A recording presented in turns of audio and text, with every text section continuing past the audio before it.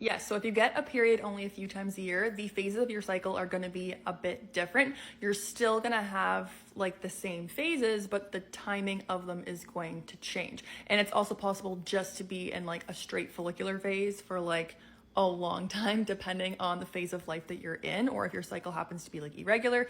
So if you're on like a form of hormonal birth control or something like that, then having a few periods a year can be very normal depending on what type you're on, and that's just how it is.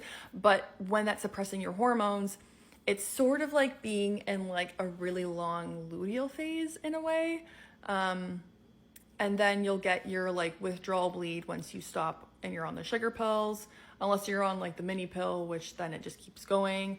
The IUD allows you to ovulate sometimes, so then your phases may change as well. But if you're on nothing and you're only having a few periods per year, likely what's happening is that you're in a really long follicular phase, and then eventually you'll ovulate, and then you'll be in your luteal phase, which is approximately 2 weeks, and that time frame of the luteal phase doesn't really switch much, and then you'll get your period again. And when we're having really long cycles, there's a few options. Either like your hormones aren't working up at all and you're just in that straight follicular phase with not like even trying to ovulate, or your body's working up to ovulate and it just kind of fails for some reason, and then it tries again, and then it fails, and it tries again until it eventually ovulates, and then you'll get your period after that 2 weeks. And having longer cycles, like when you're younger, is very common, but usually we see about like a 45-day mark for being longer.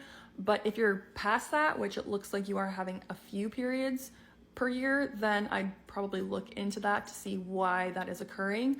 And if you're not on any form of hormonal birth control, we need to be ovulating regularly so we get that progesterone to help balance out the estrogen. Otherwise, we can get a bunch of PMS and other symptoms associated with excess estrogen.